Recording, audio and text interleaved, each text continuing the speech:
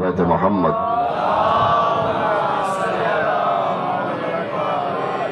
صاحب و زمان کے ظہور میں تاجیل اور سرکار کی سلامتی کے لیے درود پاک کا ہدیہ بارگاہ قدس میں مل کے بابا بلند کرتے ہیں۔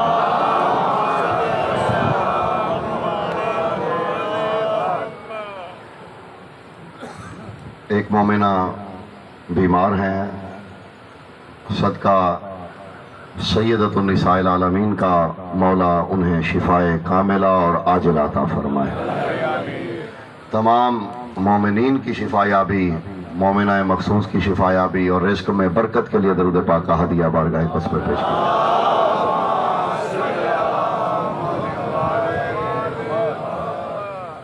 ایک بار پھر درود پڑھیے تاکہ مومنین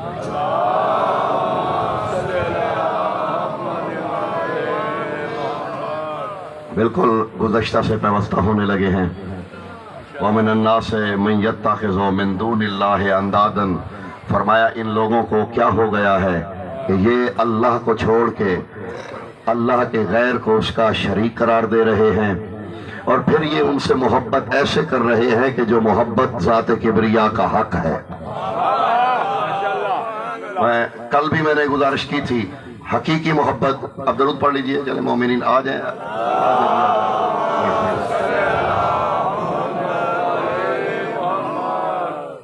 ذات توحید کی طلب یہی ہے کہ تم محبت اگر کرنا چاہتے ہو تو اللہ سے کرو۔ تمہاری محبت کا محور و مرکز ذات کبریا ہونی چاہیے، اور اگر کسی اور سے بھی محبت کرو تو اس سے کرو کہ جس کی محبت اللہ کی محبت کا مصداق کہلا سکے۔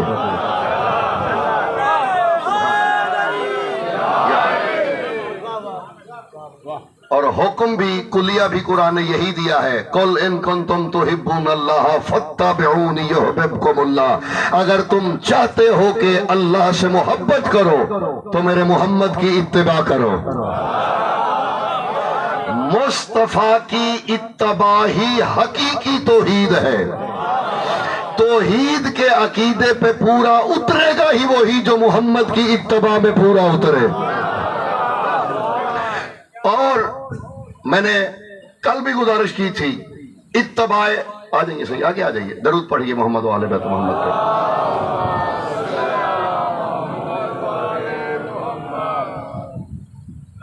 بسم اللہ۔ اور اتباع کیا ہے؟ جو مصطفیٰ کہہ دیں وہ مان لینا ہے، جو مصطفیٰ دے دیں وہ لے لینا ہے۔ اتباع میں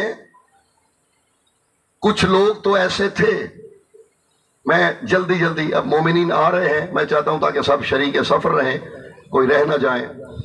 تو اچھا، میں اگر آدھا گھنٹہ لیٹ بھی بیٹھوں تو مومنین نے اتنی ہی مناسبت سے آنا ہوتا ہے۔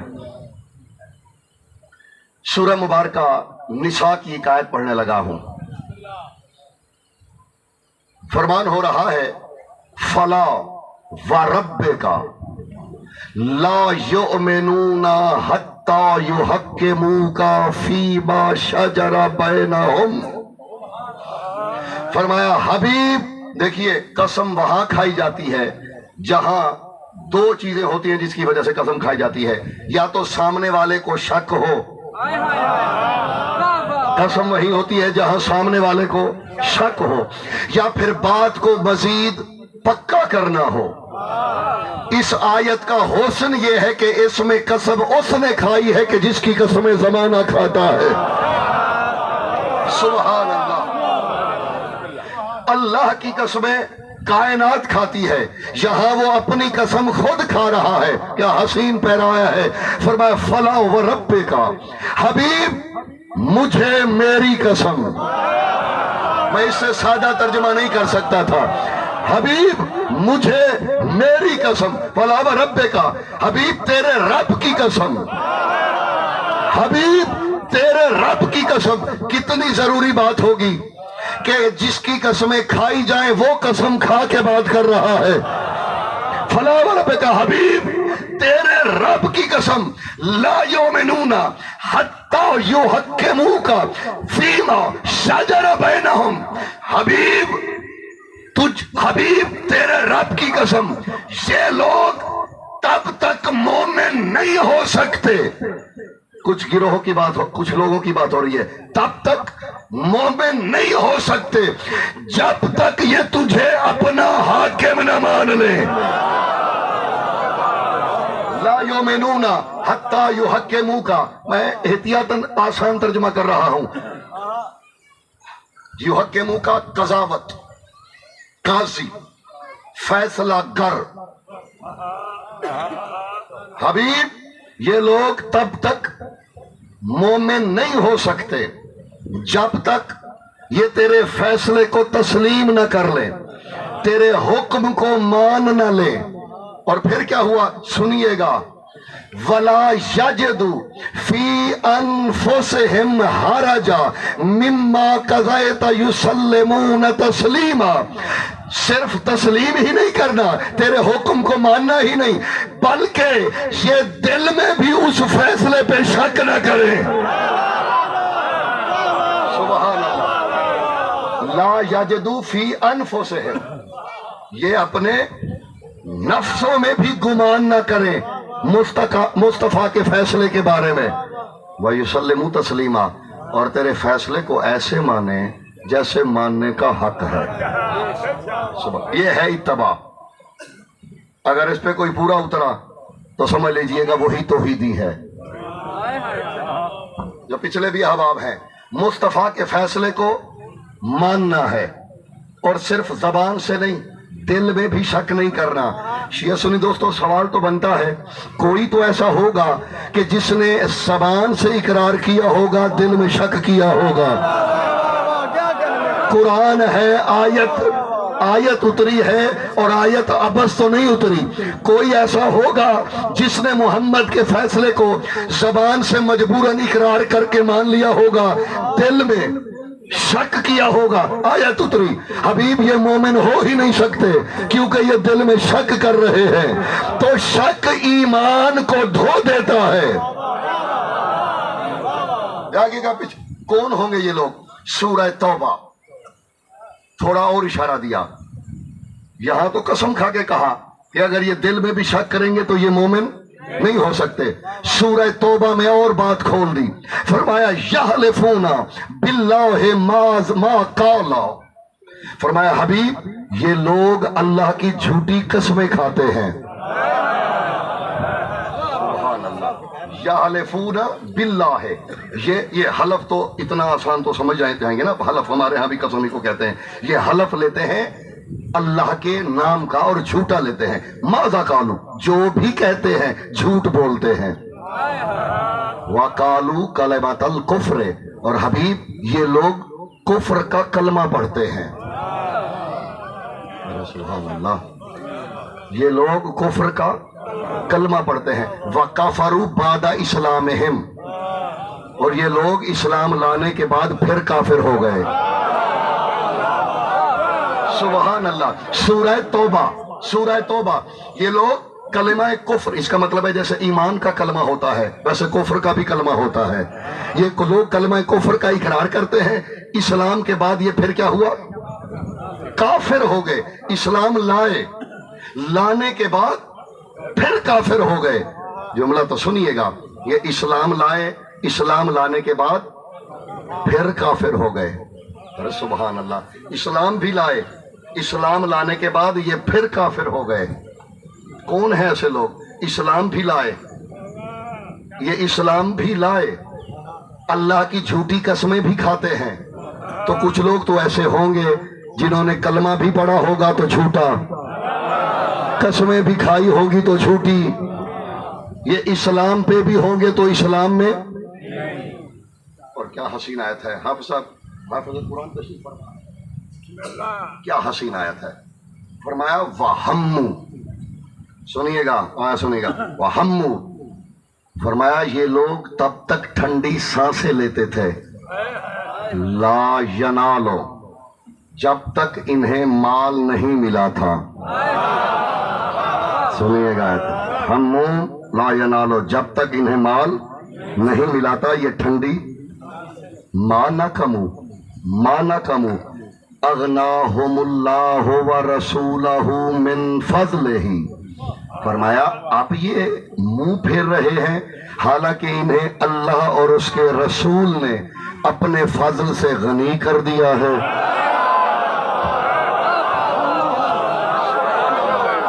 میں نے آیت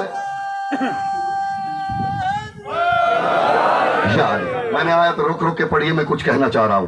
فرمایا اچھا جی اب بارش بھی آمد ہے تو پھر سمیٹا جائے گی، چلیں آپ درود پڑھیے۔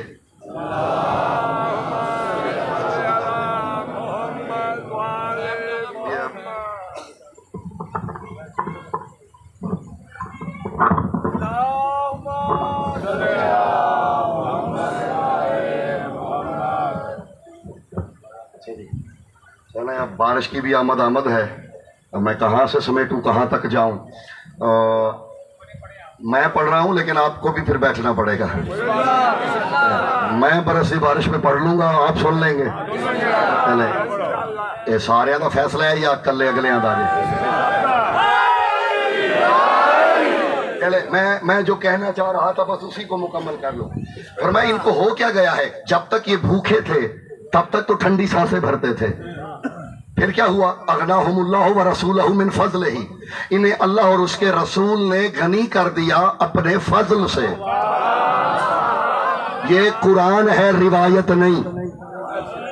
جس کی طبیعت میں ابکائیاں ہوں اس کا تو علاج کوئی نہیں۔ میں نے آیت پڑھی ہے، روایت نہیں ہے۔ اغناہم اللہ ورسولہ جو عربی سے واقف ہے، یہاں واو عطف کا ہے، یعنی انہیں اللہ نے غنی کیا اور اس کے رسول نے غنی کیا۔ اس کا مطلب ہے جیسے کسی کو اللہ غنی کر سکتا ہے ویسے محمد بھی غنی کر سکتا ہے۔ سبحان اللہ، اگر اللہ کسی کو غنی کر سکتا ہے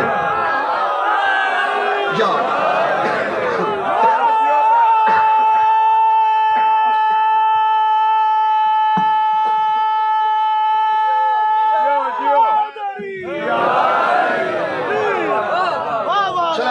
چلے میری بات تمام ہو گئی، اسی پہ میں مطمئن ہوں کہ میری بات پہنچی ہے۔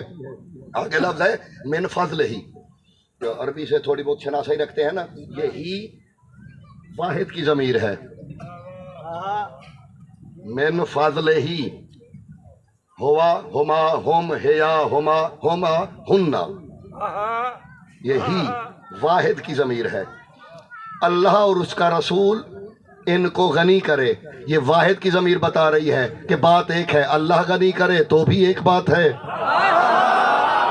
محمد غنی کرے تو بھی ایک بات ہے۔ یعنی مصطفیٰ میں یہ اللہ نے قدرت رکھ دی ہے، یہ چاہے تو کسی کو غنی، تو پھر آج کے بعد کسی پہ شک نہ کرنا یہ رسول سے مانگ کے شرک کر رہا ہے۔ اللہ کہتے تم محمد سے مانگو، سمجھو مجھ سے مانگ رہے ہو۔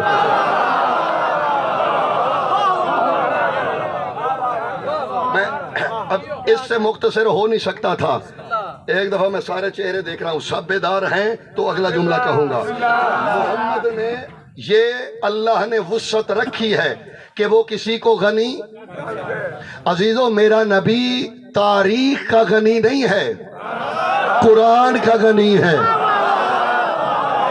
محمد مصطفیٰ تاریخ کے غنی نہیں ہے۔ اگلی بات کہوں، سبحان اللہ، مصطفیٰ چاہیں تو کسی کو غنی کر دیں۔ اے بطول کی ماں تیری عزت کے کیا کہنے، وہ محمد جو کائنات کو غنی کر سکتا ہے وہ خود غنی تیرے مال سے ہوا۔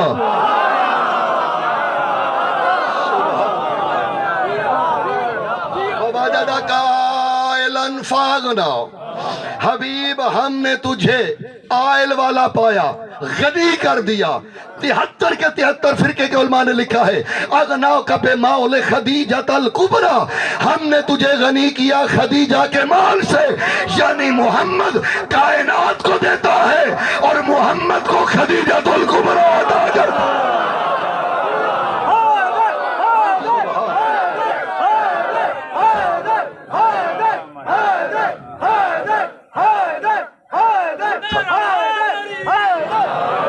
تھکا ہوا میں بھی ہوں لیکن آپ کے نعرے تو ایسے بتا رہے ہیں آپ میں سے سارے لوگ 4 مجلسیں پڑھ کے آئے ہیں۔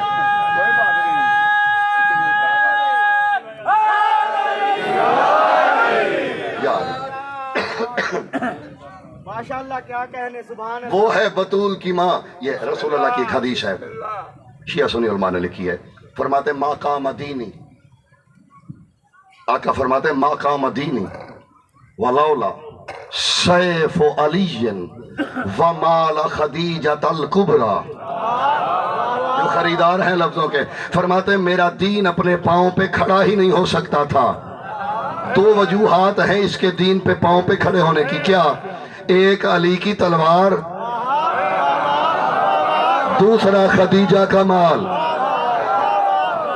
میرا دین کھڑا ہے پاؤں پہ دو چیزوں کی بنیاد پہ, علی کی تلوار, خدیجہ کا. علی کی تلوار, خدیجہ کا, دونوں کو مساوی گنا ہے. ظاہر ہے ہر بندے کو تو سننا آتا نہیں ہے, جو سننا آتا ہے اسی کے لیے ہوگی بات. آ جائیں جی, آ جائیں. علی کی تلوار, بسم اللہ. خدیجہ کا تثنیے میں مساوات شرط ہوتی ہے, جہاں برابری نہ ہو وہاں علم صرف میں تثنیہ بن ہی نہیں سکتا. مساوات شرط ہے تثنیے میں. تو رسول فرماتے ہیں علی کی تلوار, خدیجہ کا مال, یہ دو نہ ہوتے تو دین کھڑا نہ ہوتا. تو پھر ماننا پڑے گا جو عظمت علی کی تلوار کی ہے وہی خدیجہ کے مال کی ہے. سنا ہے مرید کے اور ارد و گرد کے شیعہ سنی دوستو, علی کی تلوار عرش سے آئی تھی. یہ میں نے ٹھیک سنا ہے؟ یہ بات ذرا تصحیح کر دیجیے گا. ٹھیک ہے, تو پھر ماننا پڑے گا جہاں سے علی کی تلوار آئی ہے وہیں سے خدیجہ کا مال آیا. سبحان اللہ جی.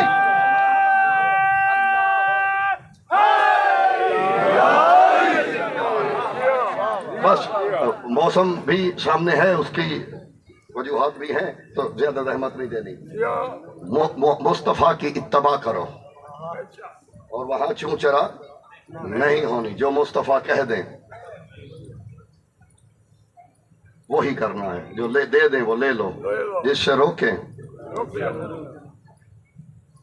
عزیزو, دین پہ سب سے زیادہ جو خرچہ ہوا ہے وہ حضرت ابو طالب اور حضرت خدیجہ کا, صفات کا. یہ ام المومنین حضرت عائشہ رضی اللہ تعالیٰ عنہ ایک دفعہ برداشت سے بات باہر ہوئی تو انہوں نے رسول اللہ سے شکوہ کر دیا. میں شیعہ مورخی محدث کی بات نہیں کرنے لگا, تمام مکاتب کے محدثین نے لکھا ہے.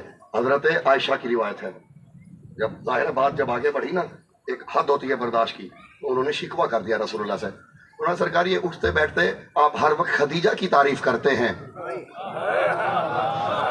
حضرت عائشہ رضی اللہ تعالیٰ عنہ انہوں نے ایک دفعہ شکوہ کیا رسول اللہ سے, یہ اٹھتے بیٹھتے آپ حضرت خدیجہ کی تعریف کرتے ہیں, کیا ہم سے وہ بہتر تھی؟ کیا ہم ان جیسی؟ مسکرا کے فرماتے ہیں عائشہ تم میں سے کوئی خدیجہ جیسا نہیں ہو سکتا. کیوں؟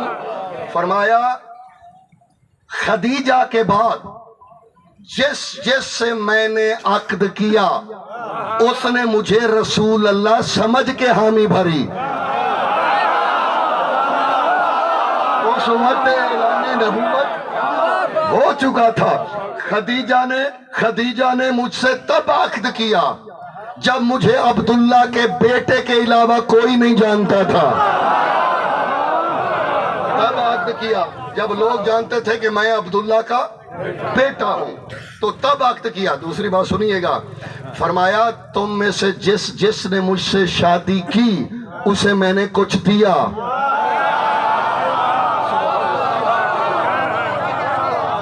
خدیجہ نے اسلام کو دیا. تمام ہوئی زحمتیں, خدیجہ نے لیا نہیں, خدیجہ نے اسلام کو دیا.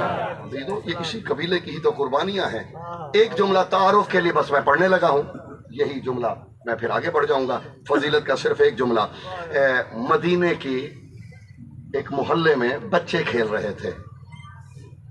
بچے کھیلتے ہیں نا گلی محلوں میں نکل کے, ایک محلے میں بچے کھیل رہے تھے. ان بچوں میں ایک بچہ نما بچہ تھا.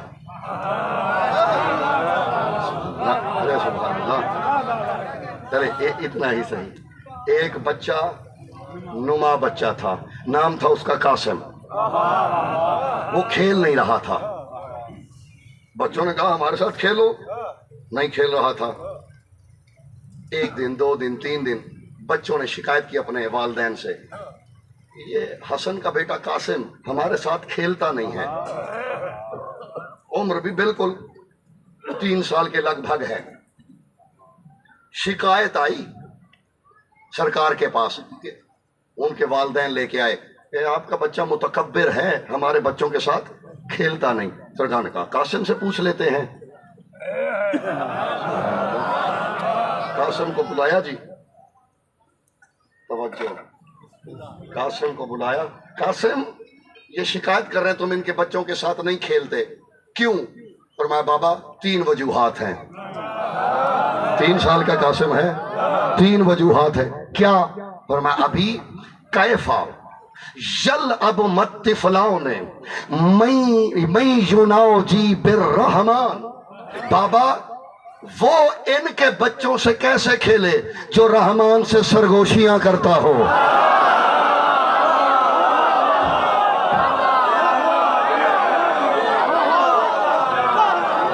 यूनाओ जी बिर रहमान।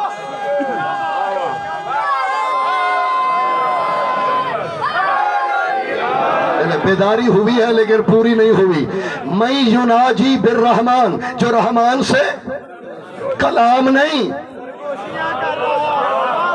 मैं यतकल्लम बिर रहमान नहीं, मैं यूनाजी बिर रहमान, जो रहमान से, और सरगोशियां गैरों से नहीं होती, अपनों से होती है जी। जब किसी ने मुझसे कोई खास बात करनी हो और वो मेरा खास हो तो वो मुझसे सरगोशियां करेगा। कासिम दूसरी वजह कहते हैं अभी कैफाओ यल आबो मत फलाओ ने मैं यल आबो बेमाला के रिजवाओं ने। का बाबा वो इन बच्चों से क्या खेले जिसके साथ खेलने के लिए अर्श से फरिश्ते आ जाए।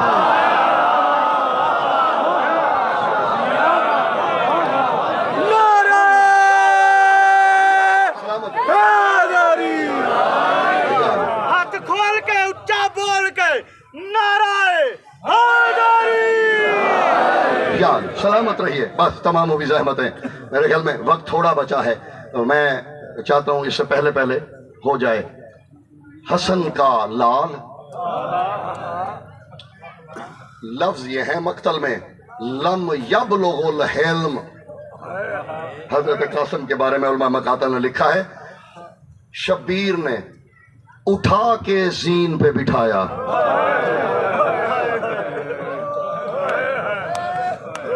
लम यबलुगुल हिल्म, पांव रकाब तक रोने वालों नहीं पहुंचते थे।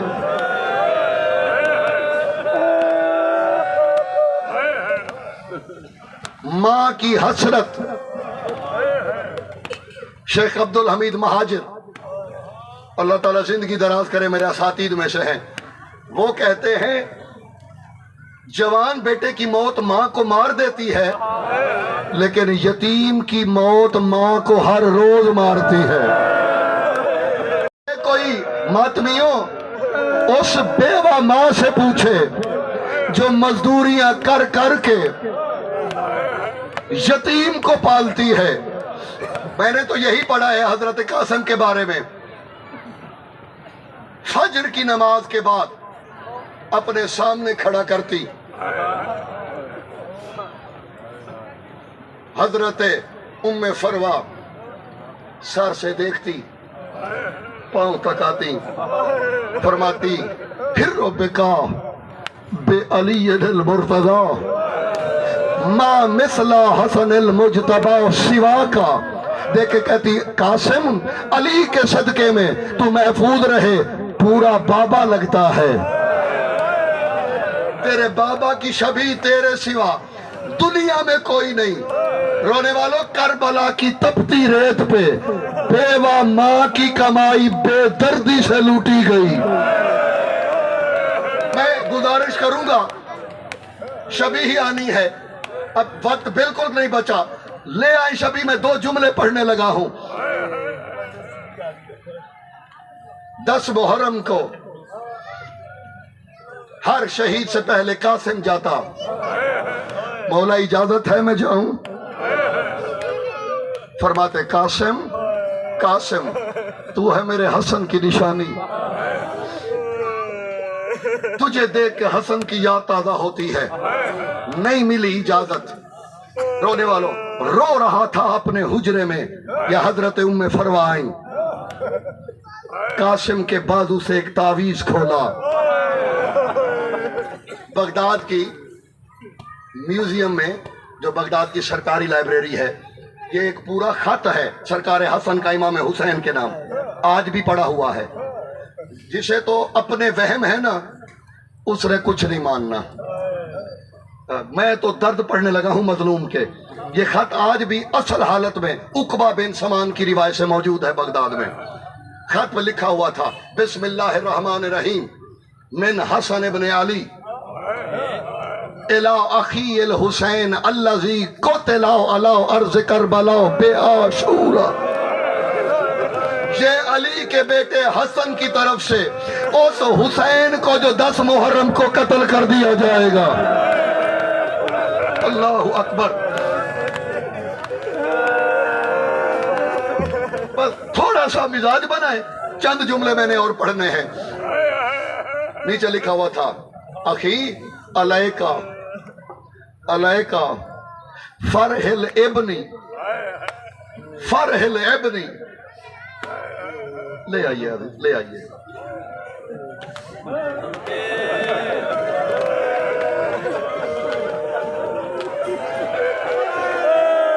عزیزو، میں اب اور کچھ نہیں کہتا، ایک ہی جملہ کہتا ہوں، جو ماتمی ہو پوری تاریخ کربلا میں ہر شہید کی شبیہ آتی ہے۔ حسن کا بیٹا وہ مظلوم ہے جس کی آج بھی شبیہ نہیں گٹھڑی آتی ہے۔ ایک ہی جملہ شبیہ ذوالجنان آنا ہے۔ جب قاسم کو سمیٹ کے شبیر لائے، یہ میرے جڑے ہوئے ہاتھ ایک لمحے کے لیے بس میری مائیں بہنیں اسے بہتر سمجھیں گی۔ گٹھڑی کھولی، دیکھتی رہی، اگر سمجھ میں آ گیا قبر میں ماتم کرو گے۔ اچانک رخ پھیر لیا، شبیر نے کہا قاسم کی ماں میں جانتا ہوں بیٹا ہے درد میں ہو۔ بی بی کہتی ہے تیری راہ میں شہید ہوا ہے، اتنا درد نہیں۔ حسین ایک بات تو بتا، خد بنیا ان یعفروا بہواؤ فر المراکب۔ حسین ایک بات تو بتاؤ، میرے قاسم کے رخسار اس لائق تھے کہ گھوڑوں کی ٹاپوں کے نیچے روندے جائے؟ میرے قاسم کے نازک رخسار دیکھ، حسین اس کے رخسار